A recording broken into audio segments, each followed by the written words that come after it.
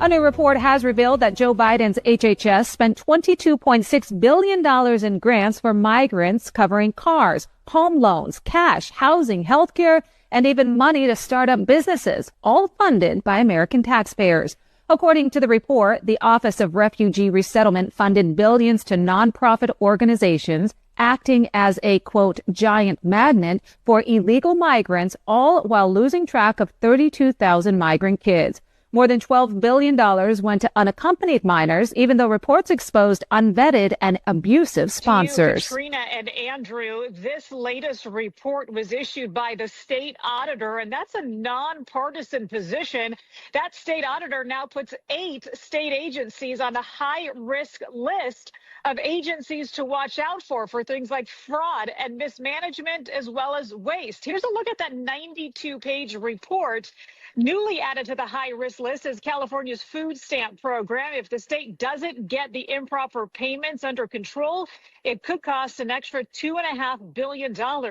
Also on there is the Department of Finance, which was tasked with giving out COVID relief funds. Critics say $32 billion of that was taken by fraudsters. Then there are infrastructure issues like California's deteriorating dams and also the high-speed train that's already cost taxpayers $18 billion without a single section of track complete. Other reports cite $24 billion spent on the homeless issue that critics claim the state lost track of. More recently, there's a report that says California cell phone users paid a surcharge for years to upgrade the state's 911 system. Here's Congressman Kevin Kiley talking about what happened to that plan. That after spending $650 million on that system, the state is totally scrapping it and starting over, completely wasted the money because the technology doesn't work. Mind you, we are very close to Silicon Valley in Sacramento, and yet the government can't figure out how to make basic technology perform. I'll sit here too comfortably, thinking that everything, black people stupid, that we don't understand what's going on, that we're going to vote blue no matter who, and all y'all got to do is use the race card. All y'all got to do is call white supremacy, the white man. But we're in a heavily Democratic city from top to bottom, state and city, all Democrats. So can we say that the Democrats are racist white men or white women? Who is it? Because this is what y'all telling us.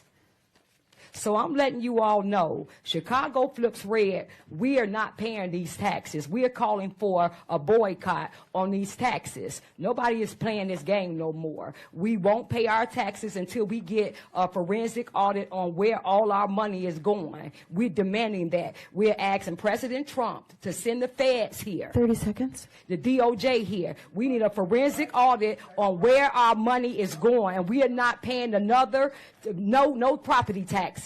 And we are calling for a boycott. And we're going around to every ward in the city and calling for it. You all going to learn to stop playing with us. And you all going to learn that you all work for us. And none of these seats secure. And we coming for those seats. And you can sit there like you sitting there, like you unbothered, all of you all. Yeah, but you getting up out of those seats. Speaker is...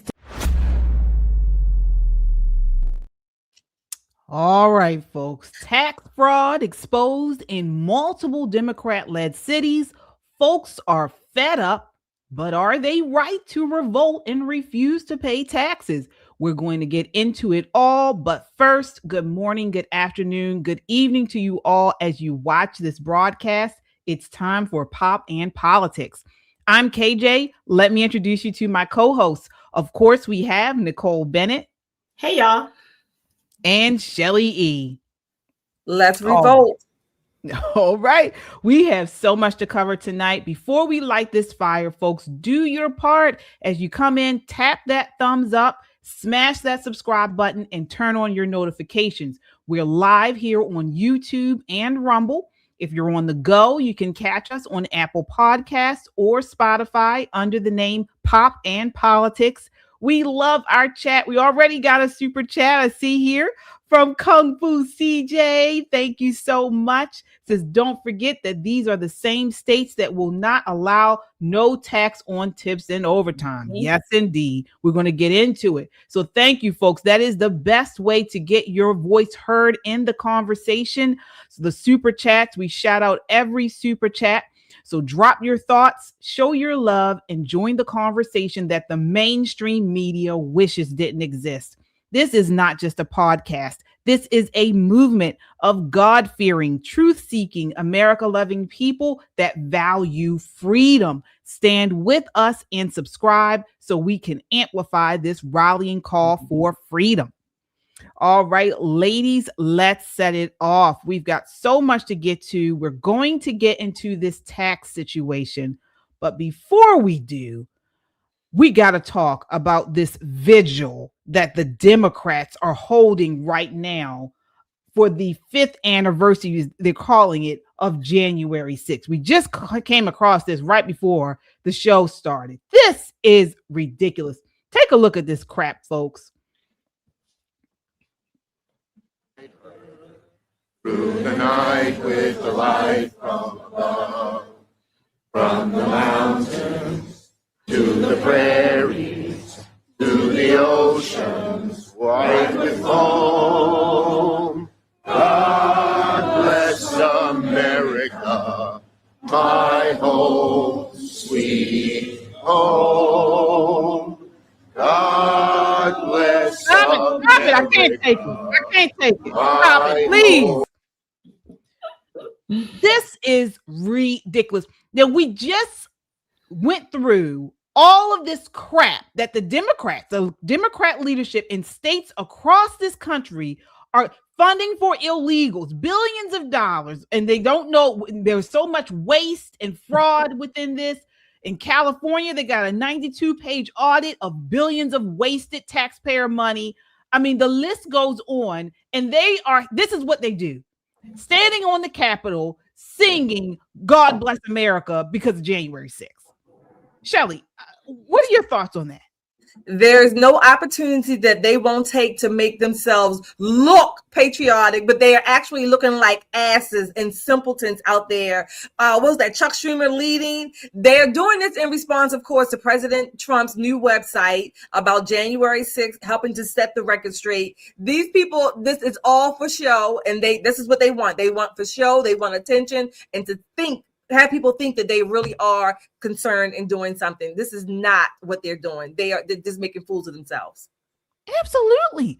One person died on January 6th. Ashley Bobbitt was killed by a Capitol Police officer. Mm-hmm. All of these other deaths they try to link in there were one-offs. They were not connected to any type of riot, protest on Capitol Hill. But the BLM riots are another thing. Nicole, what are your thoughts on this? You know, I'm going to take this another way. I love that they're singing, at least a few of them who know the words, America the Beautiful. But today is a significant day. Today is a tremendous day in American history. And every single conservative and Republican, even the rhinos, have got to get behind this day, because this is the day that Kamala Harris had to stand in the well of the United States Senate and certify the vote and say out loud to the entire world that Donald J. Trump kicked her ass in that election. What a day. January 6th, folks. Who doesn't love J6? Let's go. They can sing all of the songs they want to. I'm sure they're going to pull out some old Negro spirituals in a minute. Let them do that. I appreciate the entertainment to go with our victory. It's a beautiful thing. Yeah. Very good point. Very good point, Nicole. But again, we need them to start looking into the fraud, waste, and abuse of our taxpayer funds. Okay. Many of those that were there, our senators, they are congressmen in these states that are riddled with waste. Okay. Scams, all kinds of things of our hard-working money. And what do? They get on the Capitol steps and sing. Well, folks, we're going to let you know what's going on. And so let's get into this. Mm-hmm. As we mentioned at the top of the show, there's so much waste, fraud, and abuse going on that actually some are considering revolting, rebelling, and saying they won't pay property tax, particularly in Chicago. Shelley, what are your thoughts on that? I applaud it. I've been saying things like that for years. I applaud it. Look, when is enough enough? We pay taxes out the yin yang across this country, every state, local, federal level, if you will. And what do we get for it? Not much, except we get another bill or another tax that we're going to increase this tax or you owe this. That's not what the case. That's not how it's supposed to be. And not only that, even more important or equally important, when you don't have an accounting, why will we keep throwing money, good money after bad, as the saying goes, or down a black hole? Why? Our government is obligated to show us how our money is spent. We shouldn't have to be obligated to show every year how we spend our money down to the damn penny. It's the wrong way. If you mean a revolt in a sense, I'm not talking about it has to be violent, but we can say, no, we're not going to pay. They can't come after all 350 or 175 million of us. What are they going to do? This demands our attention. And if it needs to go all the way up to Capitol Hill, to the Supreme Court, then let's do it. Wow. Nicole, what are your thoughts on this revolt against property taxes? Listen, we should revolt against all taxes. They tax the money that we save from our taxes only long enough for us to be taxed on all the things we buy with the leftover money from the taxes. I mean, it's ridiculous. When you think about the framers and our forefathers, they would a long time ago revolted. You hear me? All kind of tea would have been in the bay, especially here in Maryland, where he's saying, I'm not really raising your property taxes. Your house just is more valuable, although you did nothing to improve it. We didn't do anything to improve your neighborhood, but it's worth 12% more now. That means that your taxes are going up. We have got to get a stranglehold on these politicians who seem to think that the only thing that the citizenry is good for is making money to pay taxes. There's a spending problem. We don't have an earning problem in the United States. We all earn our checks really well. We have a spending problem. Sure, we got rid of USAID, but when we're taking a look under some of these other rocks that we fund religiously, what we're finding is they are slush funds for other things. They're taking money from one program, moving it over to something else, as if this money belongs to them. They already think that we work for them. They have the whole thing twisted. So I agree, no taxes. And we don't have to revolt. Nobody has to march, shake an angry fist. Just don't pay. And let's talk to the president about giving amnesty to all of the Americans who are going to say, until you can show me where every dime has gone, I have no interest in continuing to allow these people to steal from me. It's unconscionable. And I think he would probably get behind it.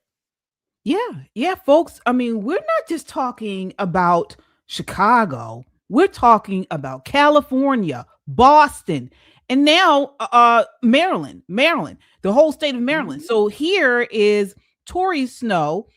He is a Marylander, good friend of ours, friend of the show, and he's blowing the lid off of Maryland taxpayer fraud. Take a look here. This is clip 2. Governor Westmore, senior advisor, then directly answered our questions on whether widespread fraud, like in Minnesota, is happening in Maryland. To answer your question, can I assure you that that level of abuse, I don't have the answer for you on that, but I can assure you we're doing everything we can to mitigate waste, fraud, and abuse. What? Did you hear that? Is massive waste, fraud, and abuse happening in Maryland? We don't have the answer to that. And by the way, that's a boilerplate answer. Let me just tell you, for those of you that are like kind of on the edge of this, you may be saying to yourself like, well, maybe. For those of us that are in this all the time, to me, there's no question. There is no question in my mind. It's a matter of time before the lid gets blown off of this. And there are several things. All you have to do is read the reports from the Office of Legislative Audits. Now, the governor's office, they're going to come back and say, well, we're doing everything they can. No, they are not. They're literally not doing everything they can to prevent waste, fraud, and abuse. And it's because when it comes, honestly, fraud and abuse is a point of policy for many of these current wave of Democrat politicians. It really is a point of policy, and these politicians, they don't see an issue with it. That's the issue that you're dealing with when it comes to specifically the radical progressive mindset. The ends always justifies the means. And if you look at the work that has been taking place with the Mayor's Office of Neighborhood Safety and Engagement, when you look at the massive money that's been flowing into Maryland, into these nonprofits, as a point of policy, their idea is don't ask questions. If it's working, if we're seeing results, keep doing it. Don't look too closely about it. That's why you can have FBI raids on safe streets and the mayor not bat an eye on this. That's why you can have Governor Wes Moore, despite the intense scandals surrounding Tim Walz. Most people in a political situation would want to distance themselves. Wes Moore's out there like, this is a good friend of mine. These are birds of a feather. I mean, look, the Speaker of the House, Jocelyn Pena-Melnick, giving a shout out to Catherine Pugh, who literally stole from the city of Baltimore. So, like, this is a point of policy for these politicians. That's why. Wow. So it's a great. I don't know what the word used. That was so well said by Tory Snow, because he pointed out something that's not said enough. The waste, fraud, and abuse is a point of policy for these leftists, for the Democrats. Absolutely. Because as he said, the ends justify the means. Mm-hmm. Nicole, what are your thoughts there? Listen, that's Maryland politics through and through, because what's going to happen is they're going to come out and say, well, there may be fraud, waste, and abuse, and we're all in for looking for fraud, waste, and abuse, but you guys are going to have to give us more money so that we can hire some people to train other people how to look for said fraud, waste, and abuse. Again, this is a never-ending saga of the taxpayer can afford anything. All they have to do is legislate it. This is what happens when you have a supermajority, and that supermajority has been in power for so long, it really does become a case of who's going to check me, boo? And that's what literally, is there fraud, waste, and abuse in Maryland? The answer should have not been, well, we don't know. The answer should have been absolutely not. We know where the fraud is. Every year they put out a report, the GAO puts out a report that says where you fall on fraud for Medicaid and Medicare, because these are federal programs. They accept a certain amount of what they call waste, right? 2%, 3%. But states that have 6% or better are red flag states. They know who these states are. It's not an accident they happened upon Minnesota and California, and they're coming here to Maryland. Make no mistake. When I say these states are shredding documents now, they're shoring up all the nonprofits now because they know what's coming. We're still going to find billions of dollars, make no mistake, but they know what's coming and they're shoring everything up. We'll find some taxpayers will never get their money back. And here in Maryland, we're going to have to pay more so they can look for the fraud. Wait for it. Yeah. Shelley, I mean, you heard it's baked in. So what are your thoughts? Because we're talking about Maryland. But we know this is going on all over the country. Absolutely. Again, multiply that by 50. Okay. I said it the other day, multiply by 50 states, then times, I think it was 130 something programs. And those are only at the federal level. Multiply that. So yes, Tory is absolutely correct. This does not just stop at Maryland's door, but back to the point about the revolt. Let me read something that we're probably all familiar with, but I'm going to read this sentence. It says, but when a long train of abuses and usurpations pursuing invariably the same object, the same goal, basically, to reduce them under the absolute despotism, talking about the people, it is their right, the people, it is their duty to throw off such government and to provide new guards for their future security. That's what we call a part of our Declaration of Independence. We have every right, we have an obligation to do so because we are paying for this and we're not getting anything for it. Fraud, I wrote this down yesterday, I think it was. Fraud is an industry. And it happens with our taxpayer money, but we certainly don't benefit from it. Not only do we pay the taxes that substantiate the fraud and able to cover it up, we also pay for the investigations or the lack thereof. We pay for the lost time on our money and the lost opportunities that we could have accomplished with our money. And we are paying for the politicians, the bureaucrats, and whomever else to expand their, their legacy or their assets off of our money, and then they have the audacity to want us to show them our money every damn year. The receipts, right? Don't you cheat them $1 because they're coming for you, And you take a look at this. They were just reported earlier this week that Joe Biden's pension is well more than he ever made as a quote unquote public servant. He got the highest pension out of any former president ever.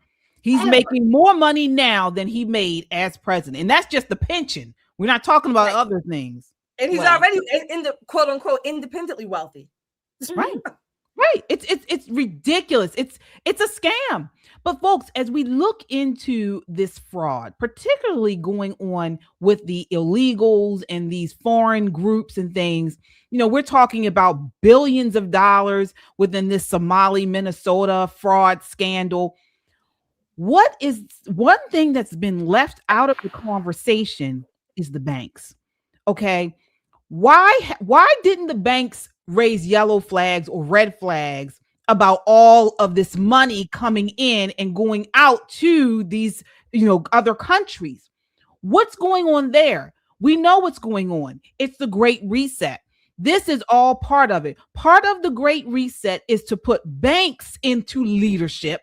And when we talk about that, we talk about, they use all this type of DEI, and I forget what it's called, where they determine, if a business has a certain score, a social score.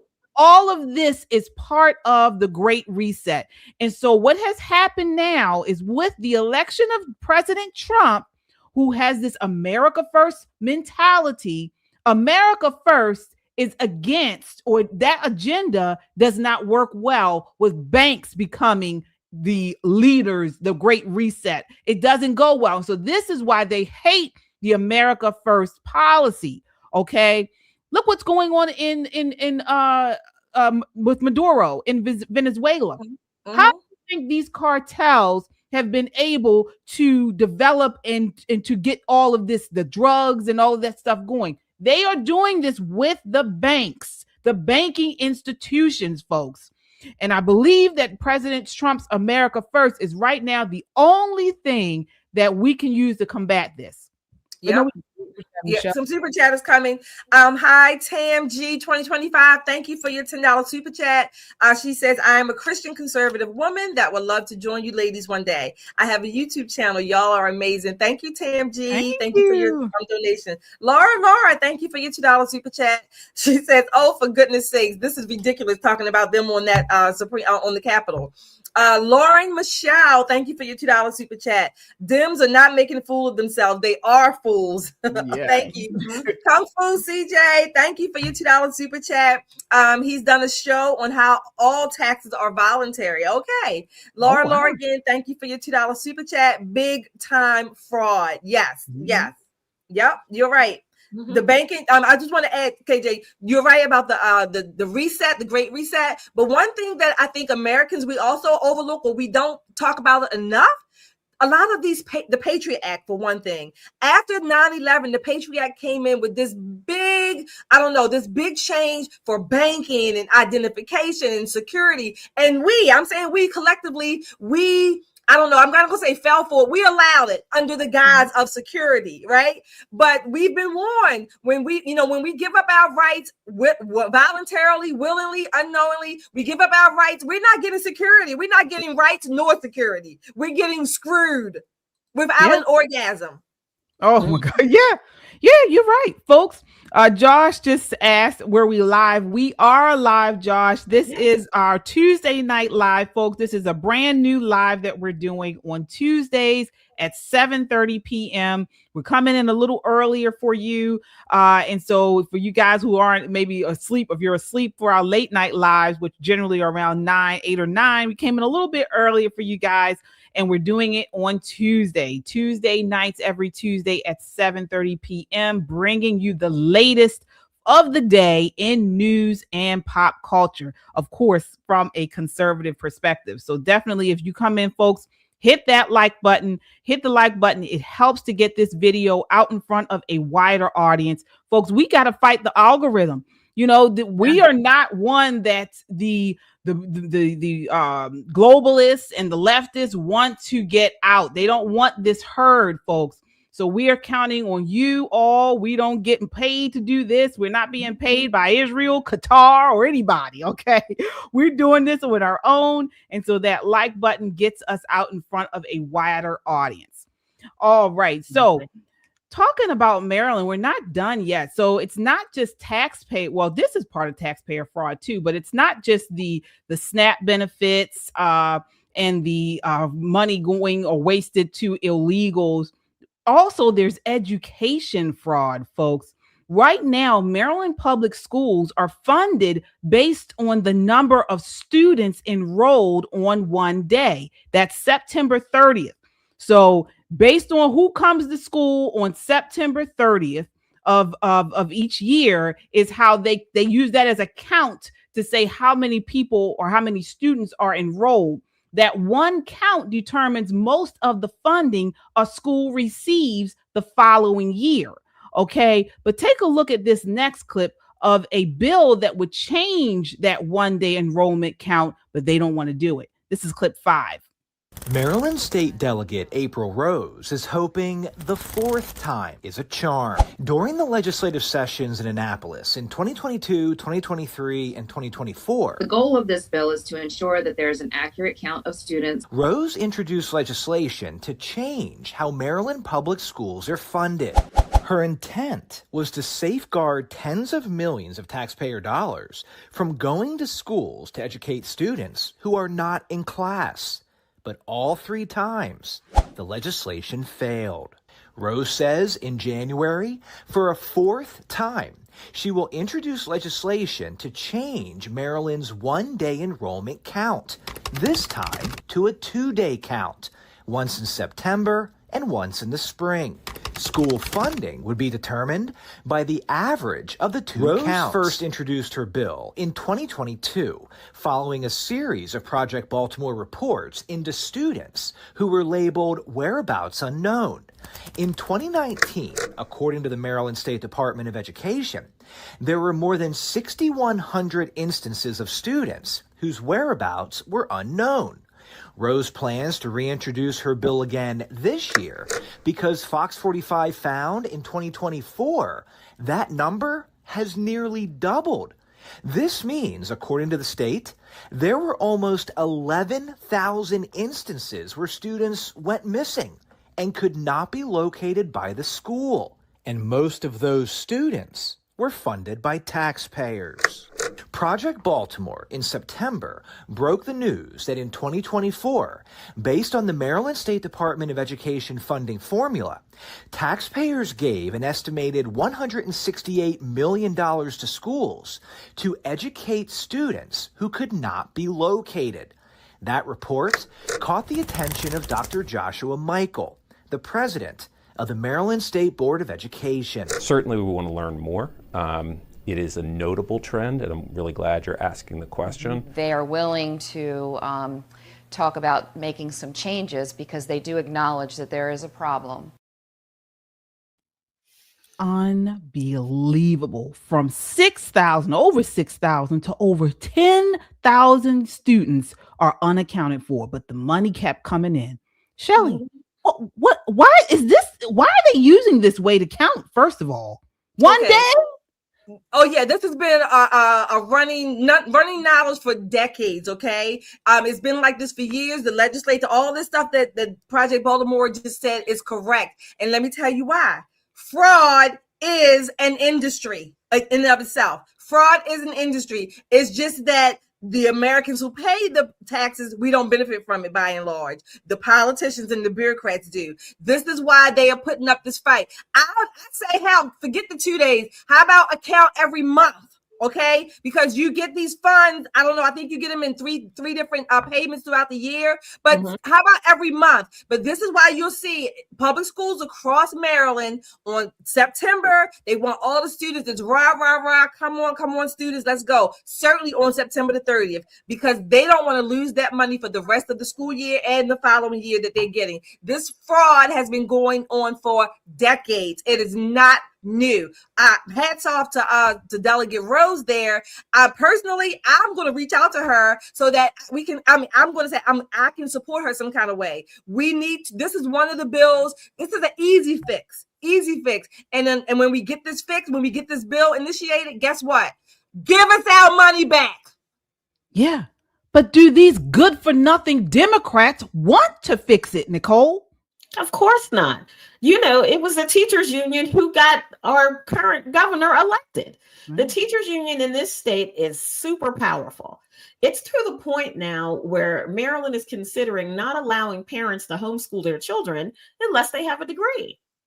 So you mean to tell me I can't sit my kid in front of a laptop with K through 12, take them out and do some science experiments in the yard unless I funded a 4-year degree? Is that what you're telling me?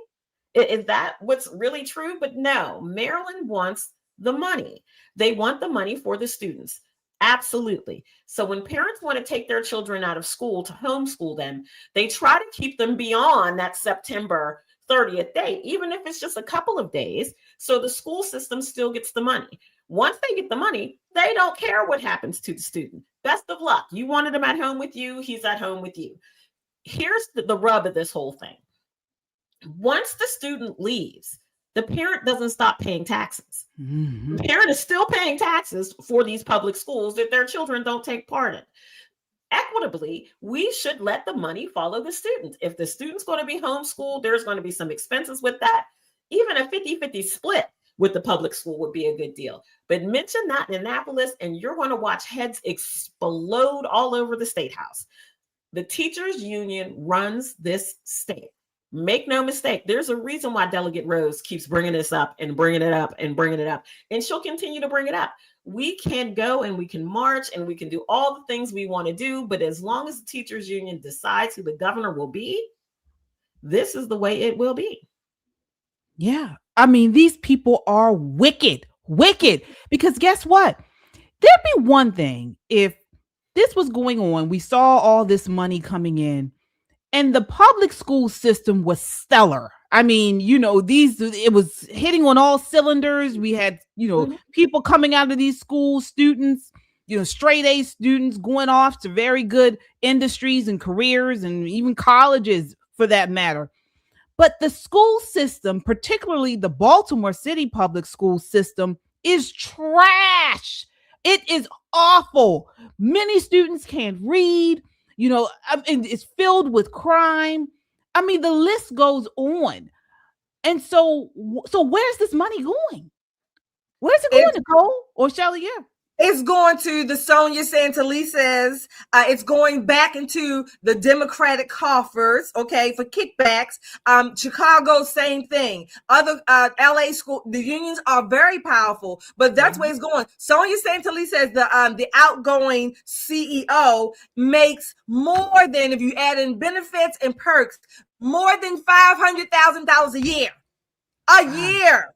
As the school CEO, and you have 30-something% or give or take up to 30% that can't read and do math combined at grade level for the public schools in Baltimore City. That's in Baltimore City, not to mention the state. The money is going into politics. Make no mistake.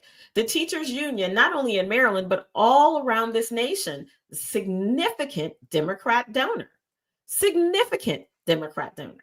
They write checks that'll make your head spin for candidates that they want to see in certain positions that makes it easier for them to continue to make money. You know, I know some teachers that are tremendous human beings. They are amazing teachers. They love kids and you can see it. But these teachers have the weight of the world on their shoulders because all of this money is not coming to them. It's not. Many of them spend their own money on a lot of things. They have fundraisers and galas and things to try to raise enough money to make sure the students have what they need. But in this state where we're paying so much taxes, these teachers should not have to reach their hand in the pocket for anything. But most of that money the union collects goes into campaigns. You've seen that. We call them the poison apple people. They're standing out, you know, electioneering during election season with slick posters and beautiful printed handouts. And there's not one polling place that doesn't have at least 3 or 4 quote unquote volunteers who may be earning a small stipend to stand outside and convince people to vote for the children. None of these votes are for the children. Not one of these votes are for the children. But this is where that money is going. Right. Yeah. Yeah, it's terrible. Go ahead. We have a couple super chats again. I think Kung Fu CJ, thank you for your $2 super chat. He says, Shelly, you're right. They're doing this on purpose. Yeah, fraud is a business. Fraud is the industry. Kung Fu CJ again, he posted his link in the chat. Thank you for your $2 super chat. Yeah. Look, we can never say that the teachers union is a misnomer. They are in the business, if you will, for the teachers. They're not, people think that they have for the children, but they're not. They're for their teachers and certainly for the administrators. Yeah, absolutely. And now we have see how the Democrats are losing their minds over these cuts that President Trump just announced. So he's cutting $10 billion in funding to 5 blue states for child care, social services, and other things over fraud fears. The New York Post is reporting Washington, the Trump administration is cutting off more than $10 billion in social services to these Democrat-led states. The Department of Health and Human Services will freeze taxpayer funding from the Child Care Development Fund, CCDF, the Temporary Assistance for Needy Families, TANF program, and the Social Services Block Grant program. All right, at least $7.35 billion in TANF money will be prevented from going to Colorado, California, Illinois, Minnesota, and New York. Mm-hmm. So, Shelly, is President Trump going too far, or is this warranted? Hell no, he's not going far enough as far as I'm concerned. Look, TANF, SNAP, all these programs under the USDA. Remember, we have it's 130 something plus federal programs. Many of them are duplicated or triplicated across when you have all these different welfare in each program. Remember, you qualify for one, 9 times out of 10, you can qualify for them all. And so even if you don't really qualify, you will, just because you meet the goals or the poverty level, the means tested for one of the programs. This, I don't think he's going far enough. The USDA, Department of, HHS, CDC, everybody has programs for underserved or underpopulated, whatever the keywords are, the buzzwords. This is not enough. That's only these 3 programs, if you will, but it needs to happen over and over again. Every government agency, the programs need to be cut, stopped. I don't care, buried, signed, sealed, and delivered. Maybe have one program under one agency, and then you see where the needs are after we get all this accounting and transparency of where the money's going. Other than that, cut it off. I want my money back.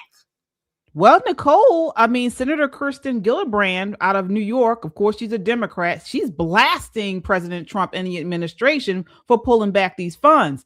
She says to use the power of the government to harm the neediest Americans is immoral and indefensible. She said this has nothing to do with fraud and everything to do with political retribution that punishes poor children in need of assistance. I demand that President Trump unfreeze this funding and stop this brazen attack on our children. Is she right? Of course not. So here's a hot take, and this is a sizzling hot take. States can fund their own programs because God knows they levy enough taxes to fund their own programs. What they're saying is, we want our cut of the slush fund. How dare you not give us our cut of the slush fund? But these other states are getting their slush. Why can't we have some? Here's the thing. If you are the governor of one of these states, you have the money to fund these programs if you so choose. Absolutely have the money to fund these programs if you so choose. They choose not to. They know it's fraudulent. They know the money is being wasted. They know better than we do. They most assuredly know better than the Fed does.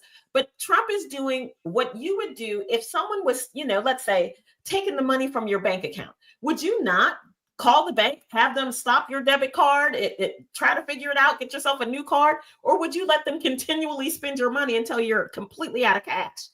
No, you have to stop.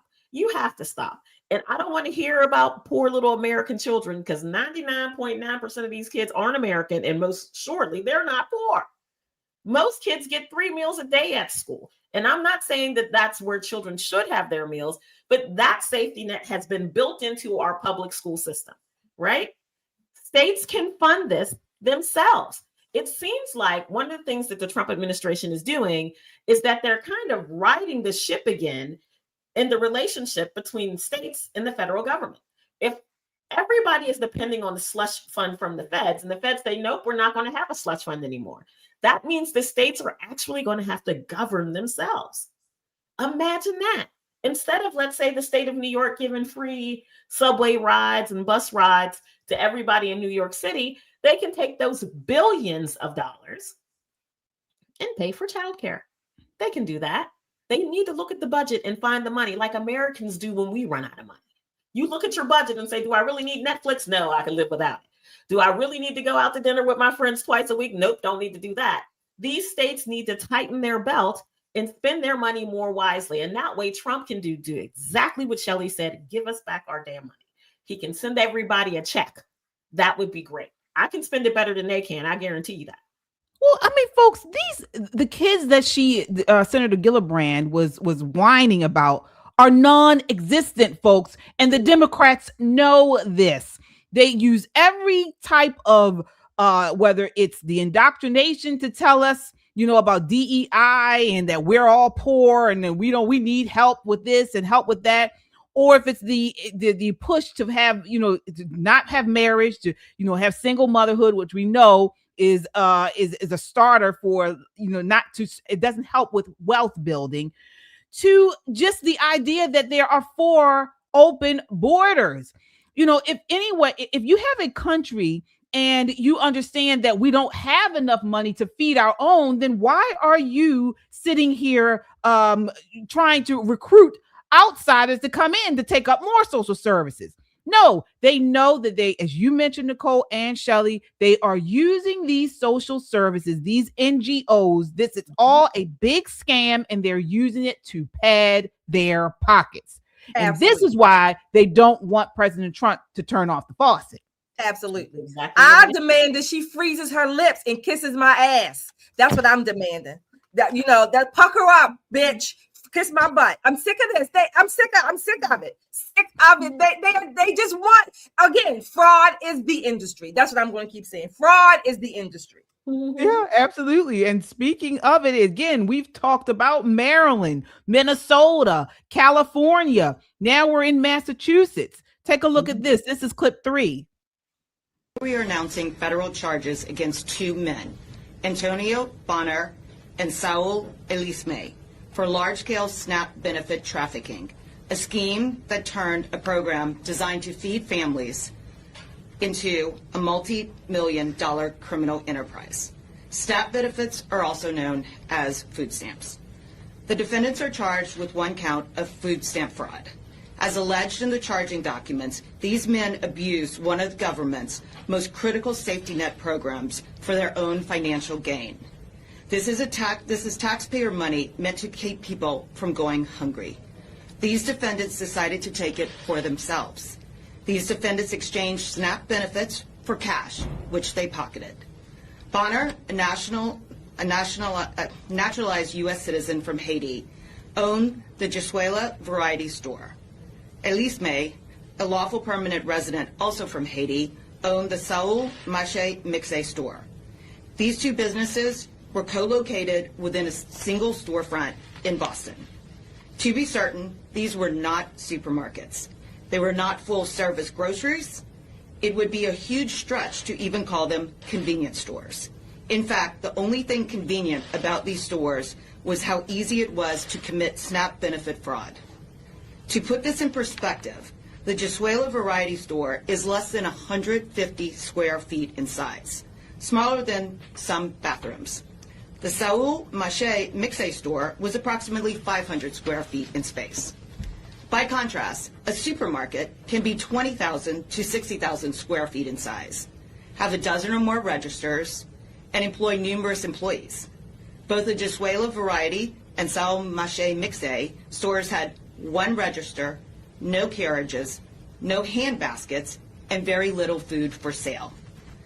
One legitimate supermarket in the same area as these stores redeems approximately $80,000 in SNAP benefits per month. Over the last 20 months, the Jesuela Variety Store was redeeming between 3 and 6 times that amount monthly. With nowhere near the space, inventory, customers, or infrastructure to support it. The Sao Mache Mixe store redeemed over $120,000 in SNAP benefits in the last 6 months. Simply unbelievable. Folks, did you hear what she said? The store was smaller than a bathroom. Talk about low overhead.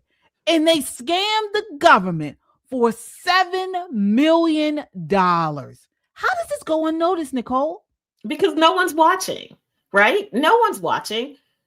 We could leave right now and go to Tacoma Park, and I can buy food stamps. You can use your food stamps in places where there is no food, kind of like these markets. It has become a gift to people. It's no longer about sustaining your family, feeding your children, healthy foods. You see them on TikTok all the time. You can't take my food stamps away from them. They're not your food stamps. It's a gift from the American people to make sure that we don't have to step over old people in the street starving to death, or small children who have rickets and all other kinds of diseases because they're not getting proper nutrition. But Shelley makes a very good point when she says Americans are pretty robust, right? Very few people are hungry here. And if they're hungry, that's just because they're waiting for somebody to bring them food. We are a nation of overabundance. And this program is rife for fraud. I prefer if they go back to the old school where they had the big books with the fake looking dollars when you had to pull them out and spend them like money. Much easier to do it that way. Maybe there was some shame associated with it back then too. And people really wanted to do better. But nowadays, having SNAP benefits is just like having a limitless debit card every single month where they download thousands of dollars for you to eat. It's ridiculous. Yeah, I'm upset. I'm of course upset about fraud and waste, and because this is our hard-earned, we're paying taxes and they're giving this money away. But how is it that these foreigners are coming over here getting all of these benefits and becoming millionaires and billionaires? This is what I don't understand. It's the foreigners that are doing it. What's going on? Why is the government even giving them this money? Because they come here with they're below the need or below the means. They come here, and again, you in whatever state, name a state, you're there. So then you fill out one form. Usually, if you fill out some form for the TANF, for the SNAP benefits, you fill that out, and then you qualify for everything. You qualify for the emergency room, or you can go to the emergency room, but then you qualify for Medicare or Medicaid because you don't meet the income levels, or you may have a disability to get SSI.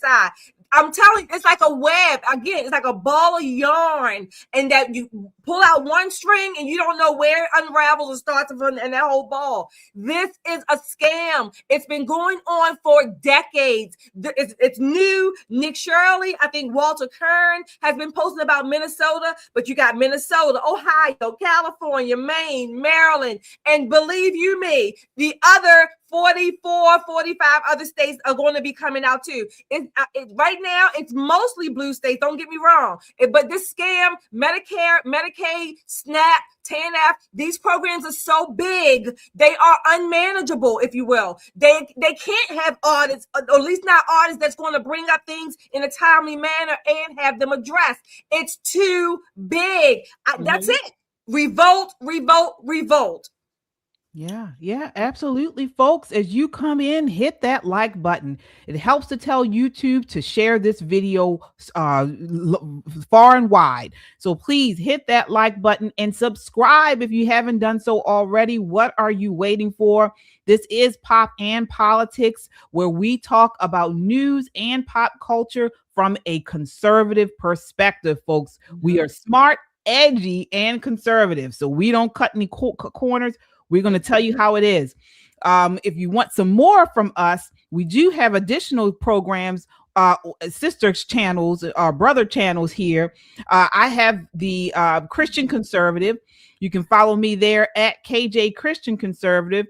I'm there every Thursday and Sunday. It's actually me and my co-host Michelle, and we provide commentary and news from a biblical perspective. So you can find us there at KJ Christian Conservative. And then on Saturdays, it's Just the Guys podcast. They are bringing back shame and talking about how communism has infiltrated all areas of our life, folks. So check them out at Just the Guys podcast. That's Saturdays at 6:30 p.m. Don't want to miss any of it. All right. Absolutely. So we are right back on this. Next, we want to move on to immigration, folks. So I'm sure you guys have heard about this story. Hilton Hotel in Minnesota particularly have been denying federal workers accommodations because they're doing the job, basically. Hilton Hotel has been, the DHS, I should say, has accused the Minnesota Hilton Hotel of refusing service to ICE agents. So my question to you is, should Hilton be allowed to do this as a private business? Take a look. This is clip 4. And Sandra, we're also tracking another story out of Minnesota this afternoon. DHS just posting on social media a short time ago, accusing the Hilton Hotel brand of refusing service to ICE agents in the state of Minnesota. This is their ex post, essentially saying Hilton is doing a coordinated campaign to stop ICE officers from booking hotels in Minnesota. They posted a couple of screenshots of email exchanges showing staff at least one Hilton hotel telling them, we researched you, we found out you're immigration agents, and we are not going to provide you service. Sandra, I can tell you it is not a one-off. I've gotten texts from other ICE officers on the ground in Minnesota showing me screenshots of other Hilton hotels denying them service specifically because they are immigration agents. Our team on the ground is looking into it and has reached out to Hilton for comment. We'll update our viewers when we hear more on that front. That is an incredible development. Bill Malugin on that for us. Thank you. John. Yep. All right, we mentioned those here. All right. So since then, the hotel giant told Fox News that Hilton hotels serve as welcoming places for all. This hotel is independently owned and operated, and the actions referenced are not reflective of Hilton values. We are investigating this matter with this individual hotel and can confirm that Hilton works with governments, law enforcement, and community leaders around the world to ensure our properties are open and inviting to everyone.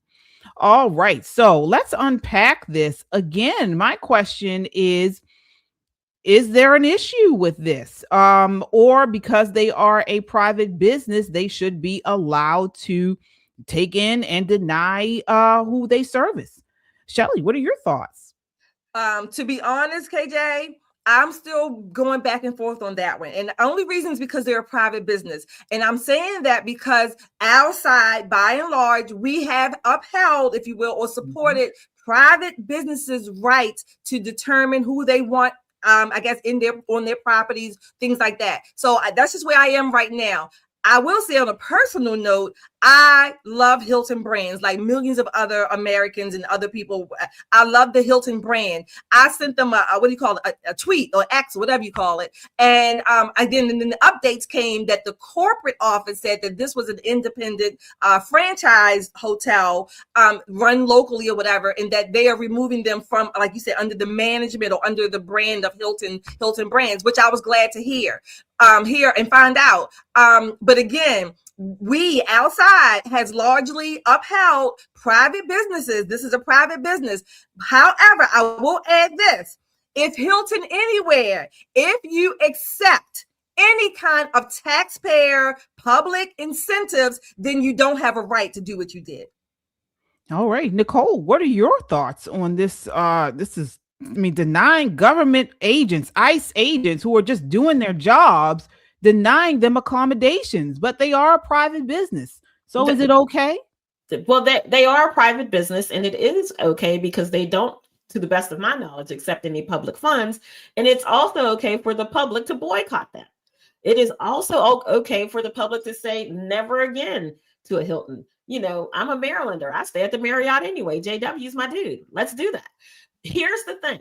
When private industry sets its own parameters, when when they can no longer support public ideas, right? So they don't like ICE agents. They don't like the idea of immigration. Nick Sordo has a video of him trying to check into that hotel, telling the kid at the desk that he's an ICE agent. And he's like, oh, well, you know, let me call my boss. I'm new. And then he disappears for like 15 minutes. He comes back and he's like, well, yeah, we're not doing you guys. We can't have you here. This is what the boss is saying. And then people are like, okay, so what's now? You know what's now? Take that government funding and go down the street to the Marriott where they're welcoming you. Sometimes we get it right. When we talk about private businesses who say, I don't like this particular thing and I won't allow it in my property, then you go on to somewhere else, spend your money somewhere else. That's how you get the market to correct itself. Exactly what happened. The people who hold the franchise, the branding of it, said, oh, no, you're going to be welcoming because it's a part of your franchisee agreement. They said, oh, we'll do it. That's what they said last night. Oh, we're sorry. They put out the sorry tweet. Then Nick Sordo's video comes out and shows them today still being discriminatory. Hilton says, you're done with the franchise. So instead of being a Hilton property in the area that they were in, now they're just some Indian-owned hotel with no branding. Do you see how much that's going to hurt them? Because people are going to drive past an independent hotel and find themselves a brand that, you know, you get clean sheets, a cookie when you come in, whatever the Hiltons do when people check in. They've done it to themselves. They set the standard. The standard didn't work for the free market. And now, guess what? You're a mom and pop. Good luck with it. Good luck. Yeah. And you brought up a very good point about mom and pop, you know, or other industries. But my issue with this particular situation is hotels enjoy public accommodation protections. And so with that, they're expected to serve the general public. They're also expected to remain neutral in political disputes like this. So you can't claim public accommodation protections, you know, or subsidies and legal shields, and then selectively deny ICE agents who are federal employees, and they're just enforcing the law. So it's a public accommodation hypocrisy. Hotels enjoy special protections. So this is not right. I don't think this is right. Again, they enjoy federal and state legal protections, federal rights compliance safe harbors. There are clear rules on refusal of service, predictable liability standards instead of subjective fairness claims. So again, this creates legal certainty for these industries, which is crucial for national hotel chains. Okay. So I think that they are in the wrong and they should not be allowed to do this. I really do. You got zoning and licensing benefits that they get from this stuff. And so again, these are protections. This is a protected class or protected accommodations. And so they should not be allowed. Absolutely. It's similar to what I liken it to. Again, I say any public incentives that they get. Corporations will get public incentives because they provide jobs. They bring economics, the economy, if you will, to the community. So that's the public space, if you will, that they are enjoying, or the public benefits. So again, that's what I said. I disagree with that, but I kind of liken this particular caveat to churches. When you take money from the government under your 50C, whatever it's called, 501c3, then you kind of beholden, if you will, to those stipulations. So sever those ties and then stand on your own. Give us our money back again. Give us our incentives back. Stand on your own, then you can have at it. Fine. Yeah. Folks in the audience, let us know what you think. You know, do you believe the Hilton would deny rooms to cops responding to riots, firefighters during a disaster? Is this the same? Let us know. Should ICE be targeted for politics? You guys sound off in the chat and let us know what you think. All right. Let's see what our super chatters think. Yes, Kelly. What super chatters? What are you all saying out there? We have Tam G again. Thank you for becoming a YouTube member, Tam. Thank you. Welcome to the team. Tam G again with your $5 super chat says, I'm from Texas and already have me, my husband, and mother voting so we don't get Jasmine Crockett. Yes. Thank you. Red Bucks 35. Thank you for your $3 super sticker. TMG again for your $10 super chat. She said, Nicole, I would love to get you to help me or her start a program for teens, young women, and middle age with a program to help them in the Maha movement. Oh, okay, got it. All right, Nicole, you got some more work to do. Yeah, right. All right. Excellent, folks. Yeah. I mean, and the immigration issues don't stop here. And I won't say issues. Have you guys heard about DeSantis? He announced 10,000 illegal immigrants were arrested in Operation Tidal Wave with DHS. I mean, he is really cracking down, folks. And then, of course, in Minnesota, Trump has deployed 2,000 federal agents to Minnesota for a month-long immigration crackdown. So this is why many of those ICE agents were there, because they've surged this area due to the recent scam that we've come across. So, I mean, the leashes are tightening on these people. All right. So, moving right along. Again, folks, as you know, we like to combat you. We like to advocate for the truth wherever it leads us. And in doing so, we combat the lies of the left. Okay. Whether it's Roland Martin, Kamala Harris, or Jane, or in this instance, Jasmine Crockett. So Jasmine Crockett was on The View today. And of course, she went off on Trump about the Maduro capture. All right. We did a whole show on this yesterday. If you didn't see it, check it out on the legality of the Trump administration going in and arresting Maduro. He was not a legitimate leader, and we believe he was in his full legal rights as president of the United States to do that. But here we have Jasmine Crockett on The View putting forward all types of misinformation. Take a look here. This is clip 6. He held. He didn't talk about democracy. Now, I know there are a lot of people that are talking about this is good for the Venezuelan people because Maduro was a bad guy, but that's not why he did it. He has not cared about Venezuelans at all. Let me be clear about that part. That's true. And here's the receipt. The Enemy Aliens Act, which most of us had never heard of because it's from the 1700s, he invoked it specifically because of Venezuelans. He said, we are being attacked and invaded by Venezuelans. That was number one. All right. So that was the number one lie. That was the first lie she told. First of all, I'll say misinformation. She said the Enemies Act was used for Venezuelans.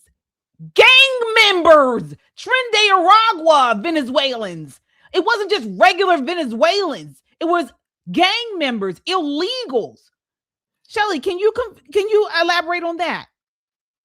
Yes, and if I'm not mistaken, President Trump said that at the time, and since then, and other people in the administration. So she's lying. And then I wanted to point out: did you all catch that little subtle accent that she's trying to fake now? Mm-hmm. This little fake subtle accent. But she's going to have the receipts, and she's trying to talk like a little slightly Southern, a little slightly more sophisticated. But the Enemies Aliens Act, yes, many people knew about it.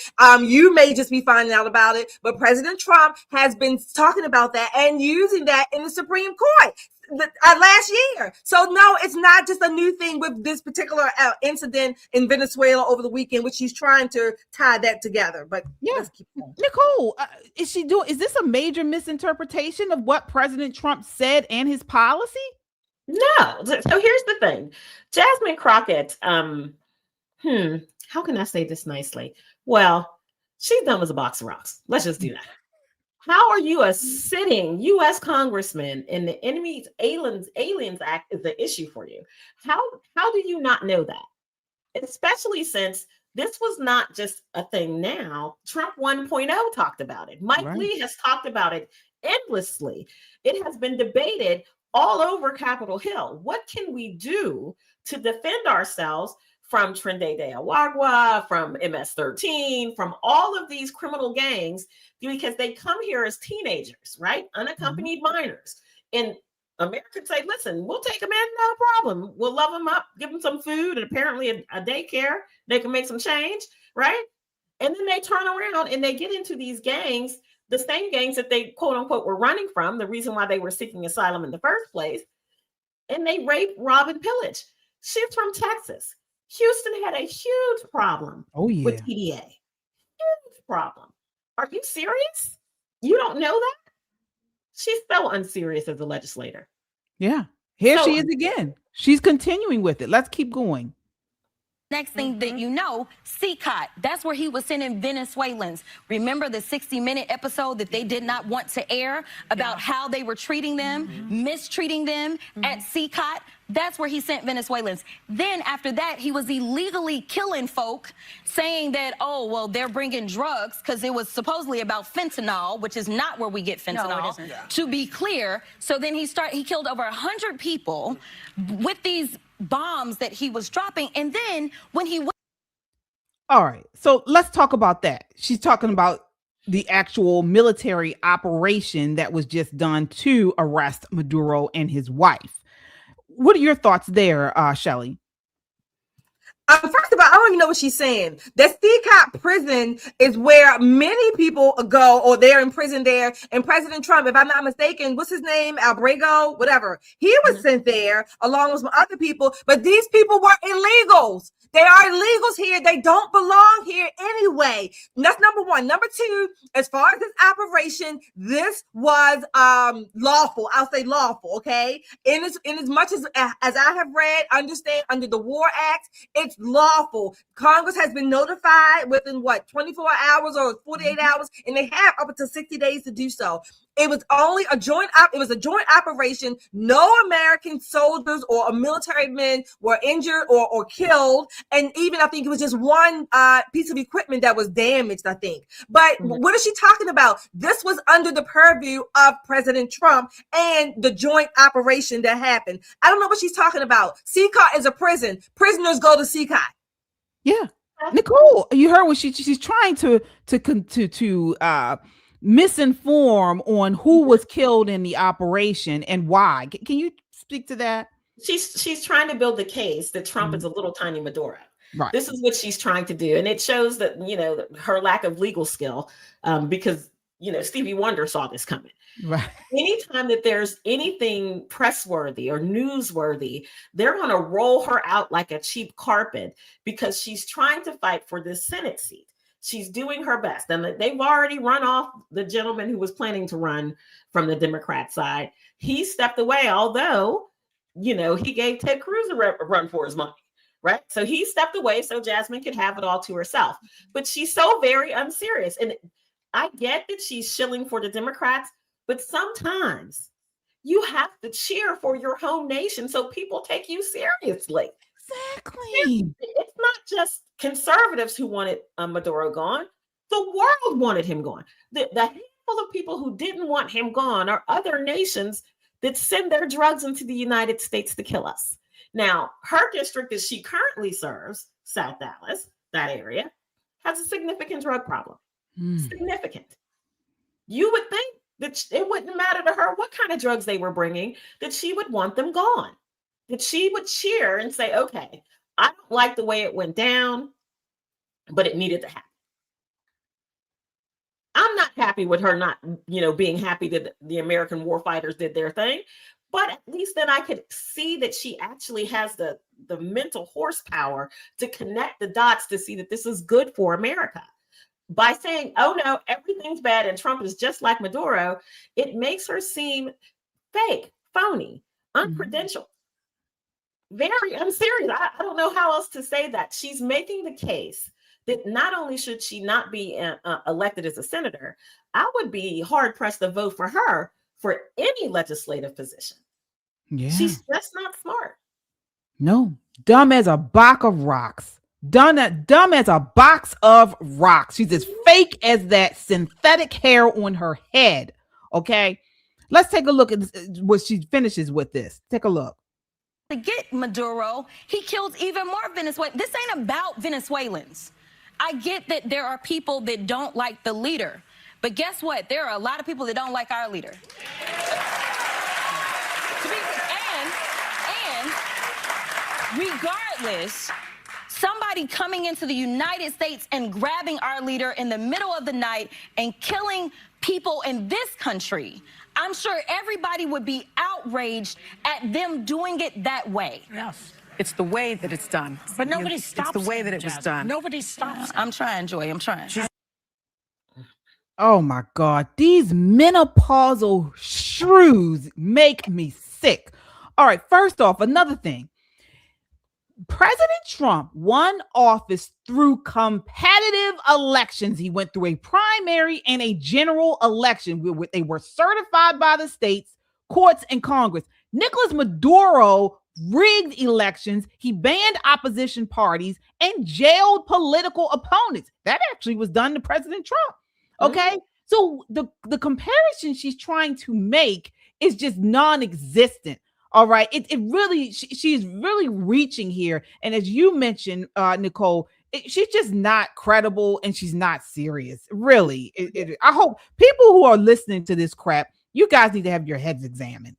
What she's doing is, what Jasmine is doing is she's expressing what she wants to happen to President Trump. That's really her dream. You got two licensed attorneys there, Sonny and Jasmine, and both of them need to give the school back their damn money. I mean, you got two of them. Even put together, they can't come up with a coherent legal argument. Okay, I'm not an attorney, and I can do better than they are. Than they're doing. So she's expressing what she wants to happen. That's number one. Number two, she said something about if President Trump, if somebody came in the country. President Trump is, like you said, number one, he's legally elected, right? And not only that, there were no military Americans injured. She has no joy and no support for that at all. This is her nightmare dream, if you will. This is her nightmare that she is wishing. These people, again, I will say it again, they hate America. They certainly hate President Trump. They want us to be like Venezuela is right now, El Salvador, anything else. If Jasmine had her way, she would put President Trump in CCOT. Oh, yeah. She definitely would. But, here's the reality of the situation. We've seen this since it was made public that the strike happened. And you've seen Democrat leader after Democrat leader try to figure out how they can get around the fact that they too wanted Maduro gone. How can we score political points? What this says to the American people is they care more about scoring political points than they do about our nation. It paints a picture of no matter what happens, we're going to side with the other people. We're never going to stand with this nation. And it makes it really hard for me to make the mental jump to look at her and say, she has what it takes to be a United States senator, because the Senate is a deliberative body. This is where all the thinking goes. The House of Representatives has a ton of people in it, 400 plus people serving. The Senate is much smaller. It makes graver decisions, right? We talk about impeaching people, high-ranking people, including a president. They talk about advice and consent of the Senate for judges. You're supposed to be thoughtful. You should be able to have the ability to move from point A to point B without doing this, right? She doesn't have that capability. And I'm not trying to be mean, but you guys can watch it for yourself. Her words speak for themselves, especially now that she's trying to clean herself up. Shelley made some very good observations that, she's trying to tone down the look. She's trying to pick up the language, and she's doing more media. Unfortunately, she's getting a little Kamala-esque with the word salad. The media is not doing so great for her. Donald Trump was duly elected. Maduro was not. No one in the world thinks he was duly elected. Not anybody. This man was not someone who was disliked. He's a monster, Jasmine. He's a monster. The United States Department of State put out 176 pages about his human rights violations. The UN put out almost 300 pages. Go outside. The people who are out there saying, dancing in the street, thank God he's gone, they'll tell you the horror stories of what this man has done. It's not that they didn't like him, kind of like you don't like President Trump. This man was a monster. An absolute monster. It's not the same. It is not the same. Someone on your staff should have told you that. Oh yeah, I think she knows, but she's betting on the lies and enough people believing it that will get her over the hump. Okay. And as you mentioned, we know President Trump has been expanding economic freedom. Maduro crushed it. Okay. He cut taxes for all Americans. All right. All working Americans. He's deregulated businesses. He's strengthened private property rights. While we have people like Maduro, dictators like him, and his flunkies like Mondami, who is Mondami, I'm going to start calling them. They want to nationalize industries. They want to take away our property rights, our private property rights. They want to collapse the economy, or at least that's what Maduro did, into massive poverty. So, folks, we see you can't fall for this crap. You can't fall for it. We know what's going on, and we're going to continue to Derek Chauvin these Democrats. We're going to continue to keep our knees on their necks. All right. All right. Do we have some? Do you have any super chats to read? Yes, Shelley? we do. We have some super chats here. Kung Fu CJ again. Thank you for your $2 super chat. He says the military was only there to assist the DOJ. Mm-hmm. Thank you. Carol Mathis, thank you for your $2 super chat. Carol says she's fake, talking about Jasmine. She's fake lashes, hair, nails, and a brain. Absolutely. Thank you, Carol, for that. Yes, indeed. Yes, indeed. Folks, you know, we need more people like us, you know, patriots, people who are unafraid to stand up for what we believe in. All right. And we got one coming back, folks. We got one coming back. Dan Bongino, and he literally just announced, I believe his first show is going to be tomorrow or Thursday, I think I read. Thursday, yeah. Okay. But folks, buckle up, because the conservative powerhouse we all know and love is storming back into the arena. He's already starting trouble. Dan Bongino, again, he's ditching the FBI badge and reclaiming his mic. And boy, oh boy, is he hitting the ground running with explosive takes that have the left and some on the right squirming already. All right, take a look at this. This is image 2, where he talks about, this is Mediaite saying Dan Bongino declares war on black pillars and grifters trying to hijack MAGA. All right. He went off. He's been going off over the last couple of days on X. In this X post, this is image 3. He goes off here.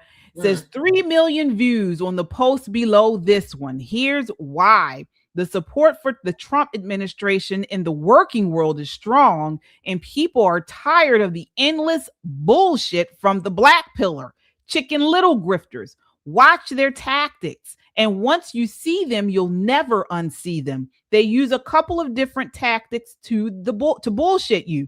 First, they overload you with information, but they underwhelm you with evidence. Wonder who he's talking about here. Could it be a certain person with the initials CO?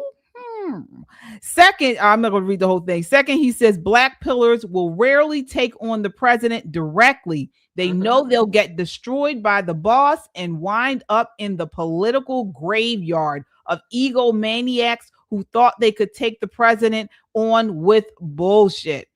Then he says, third, the black pillars are infamous for telling you an administration policy or action is going to lead to the end of the world before the policy has ever been given time to demonstrate results. Who was it that said the attack on the Iran nuclear facilities was going to put us in World War III? I think that was someone that initials began with CO as well. What are your thoughts on what he said, Nicole? Well, I love Dan. I love Dan for a myriad of reasons, but one of the things I love most about Dan is he has no filter. He has absolutely no filter. If you ask him a question, he's going to give you the 100 proof straight up and down answer. I love that he speaks with an authority that certain personality types can't tolerate, because he doesn't play games. and he doesn't hide behind euphemisms, and he's not one for conjecture. He's a straight shooter, right? And people who like to play those kind of word games, who like to say, if you know, you know, if you know, you know, you know, you know, you know, you know, you know, he's the guy that comes up and plucks that person in the forehead and says, shut the hell up. What are you talking about? I mean, that's who he is as a human being. So we really did need him in this space. Personally, you know, I would prefer them to stay at the FBI, but it is what it is. We're getting one of us back. We're getting back this powerful voice who's coming in at a time where we really do need the help to kind of stop all of this, you know, infighting and pecking at each other and, you know, who's going to get the more clicks for this and that.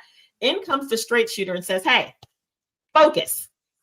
We can worry about this other stuff later. Get your eyes on the prize. And it could not happen soon enough. Welcome back, Dan. We're glad you're back. Yeah. Shelly, what do you think about Dan Bongino going back to his podcast? Look, I love it. I've always loved Dan when he, since he was a Secret Service guy, when he came out. I think he was in the FBI, and I think he felt hemmed up. I think he felt caged up. I think he was just like, that he couldn't say and do whatever he needed and wanted to do. And I think he just said, to hell with it, like the Incredible Hulk. I'm breaking out of this daggone, I don't know, jail, prison, whatever you want to call it, this bureaucracy. I need to go back to freedom so that I can express my thoughts, my words, my show, you know, take care of his family, whatever the case may be. I love it. Like Nicole said, he's straight, is what we call straight no chaser. That's what it is. He is straight no chaser, Dan. And I am glad that he is back. You know, I don't think that was the right role for him. I just don't. I mean, not that he didn't do his best. I'm not saying that, but I'm glad he's back in this space. I think this is where he belongs. If he's not out there, I guess taking charge, so to speak, like he was as one of the Secret Service guys on the front like that, this is where he needs to be. Well, he's back, folks. He's coming back on Thursday to unleash his unfiltered truth bombs. Again, on the radical left, he's also going after big tech, censors, and the deep state holdouts still lurking in the shadows. And as you saw, he said he's coming for black pillars and grifters on the right. And I'm here for it. I think I might go buy some popcorn and just sit and wait for the podcast. I can't wait. All right. So we will keep you all updated on it. We definitely will. We love it. And let me see here. So our final topic of the night is a story of a mom correcting her sons who bring home some girlfriends. I want to ask you all, did she go too far or was she right on? This is clip 7. Yeah. Now we gotta go inside and get some drinks. I just spilled them. Whoa. Hold up. Wait a second. What's going on? What? Dre, Noonan, what is going on? Who are they? I'm Faith. Yeah, I mean I can speak. My name is Hope. Yeah. Okay. And wait. She just said she can speak, so I'm gonna give her the opportunity. Since she want to come direct towards me, I'm gonna give her the opportunity to tell me why she's here. So why are you here, Hope? I mean we just got some food. We was just gonna chill, like it was nothing serious. Absolutely not. See, here's the thing, right? I'm a very traditional parent, right? I don't know, you know, what type of home you guys was raised in, maybe single parent. I don't know. Nevertheless, right? But please don't talk about my mom or my home, please. Okay. You know what? Here nor there. I have rules, right? I'm a very traditional human, so I can speak for myself. So okay, you know, it was no disrespect though. It was no disrespect. Okay, and let's keep it cordial. You know, ladies, because again, I don't know you all, right? And that's why I'm definitely. Well, you know us. We just said our name. Okay, right. But here's the thing. They know my rules, right? And my rules are no females allowed over while I'm not there. And I'm currently at work.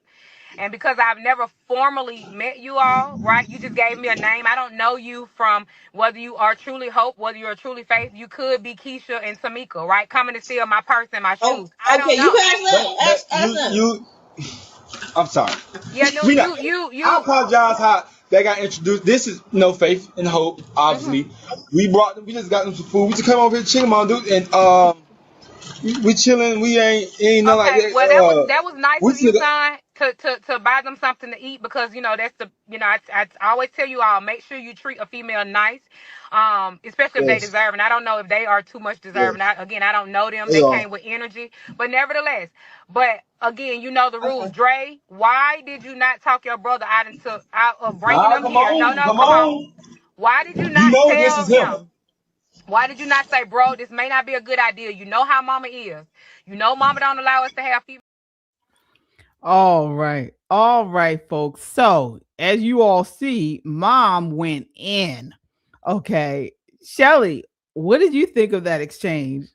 Okay, for real, mom didn't even have to go through all of that. Number one, her sons should have been addressed. They should have known the rules. Obviously, she told them. That's number one. Number two, mom should have just said, nope, stop, make a U-turn, repent, so to speak, go the other way. That's what she should have done. All that discussion back and forth wasn't even necessary. But she should have addressed the sons, because it's their home. They should have known the rules. All of that. And I didn't think she went too far. Mom would sound like a little schoolgirl herself. I mean, a little high schooler, like, the girls. Mom, just say no. Stop right there. Go back. Sons, you're wrong. Get in the house, send the girls home. That's it. You ain't got to have all the discussion. Too much discussion. All right, Nicole, what's your take on the exchange? I would have let him go into the house. I would have left work a little early, and I would have got home and inflicted some real deep kind of tough parenting love on my sons, right? Because bringing the girls to the porch with the food, they could have sat on the porch and ate the food. It looked like a reasonably nice day. It was not snow, it was not raining, none of those kind of things. We had those same rules when we were young. I had a ton of friends, male and female, but my mom said, don't have all these kids running through my house. So what we did, we sat in the backyard, we sat on the porch, we sat at other places and just hung out. It wasn't a thing. I think this mom, like Shelly said, was doing a lot, but she sounds like she's extra, and her sons act like mom is a little bit extra. However, these girls came with some attitude. Now, I didn't know if this girl's name was Hope or Ho, the way the mother was pronouncing it, because it sounded like to me, she said, what's your name, Ho? I mean, I'm like, okay. No, she said Hope. I think she did. She said Hope. She did say Hope. It's the accent. It's the accent. Yeah. But in this situation, the sons already knew what the household rules were, right? Her conversation should have been with her children. However, the young ladies, I would have just said, absolutely not. We don't do that. You guys are more than welcome to sit on the porch and have your meal. I hope it's good. After that, I need you to leave the property until I'm at home. And I'd love to meet your parents. I'd love to sit down and talk to you and find out who you are. But today is not that day. Not that day. And my sons, I will see you when I get home. In fact, I'm kind of on my way right now. Kind of on my way. Sometimes there has to be rules. And unfortunately, mom sounds like she was doing too much. Yeah, I gotta disagree. I mean, I thought the mom was a little too much. I do agree there. I do think she went a little too far. But the sentiment behind what she was doing, I loved it. First of all, she started talking out to the sons and little Miss Loudmouth, the two loudmouth girls. One, I can speak for myself. I'm a very traditional human. These girls, I've seen them so often. They run their mouths and they want to be Miss Grown and all this when she was talking to her sons. The mom was addressing the sons. They should have just shut up. I can't stand mouthy young women or young men as well, but definitely young women. Okay. All right. I don't like that. She's talking about, us, you just said our name. And then the mother corrected her, was like, no, I don't know you. I just know your name. I don't know you. Okay. The girls should have they should have stayed quiet and all this would have been diffused. Now I agree. The mother went too far. I think she did go a little too far, all that talking and everything, but I don't mind the sentiment. I do not mind the sentiment. But folks in the chat, sound off and let us know what you think. Do you think that the mom went too far, or do you think she was doing her motherly job? Sound off. I know we have some super chatters here. All righty. We have who's this? KJ L podcast channel. Thank you for your $10 super chat saying, I love Black women. Unfortunately, the foolish ones are loud, elected. Intelligent women like you all should run. So many are complicit in our destruction. Keep up the great work, ladies. Happy New Year. Happy New Year. Right back to you. The Scrappy Beauty. Hello. Happy New Year for your thank you for your $10 super chat. She says, keep bringing the critical thought. Love you all. Thank you very much. And Tracy, thank you for your $5 super sticker. Thank you all in our chat. Thank you, our supers, our chatters, our mods, and our poppers. We thank you. It's a new year and we are back. And thank you for joining us again. All right, folks. We got some in the chat. People are saying it was scripted, so it may have been. I thought it was. But it was. That's what these are designed for, like conversation starters. Yeah. I love the fact that it got moms and sons, kind of, especially the sons, on the hot seat. You know, if you look at the comments, the little boys were sounding off. So. All right. Well, folks, we will be back tomorrow night at 8 p.m. Tomorrow night, we will be back here right at Pop and Politics. So please be sure to hit that like button before you leave out. We have over 400 people watching. We want to get those likes up. And if you haven't done so already, subscribe. But we can't wait to see you tomorrow night for our live show at 8 p.m. Until next time, count your blessings and live a life of purpose. Good night. Good night.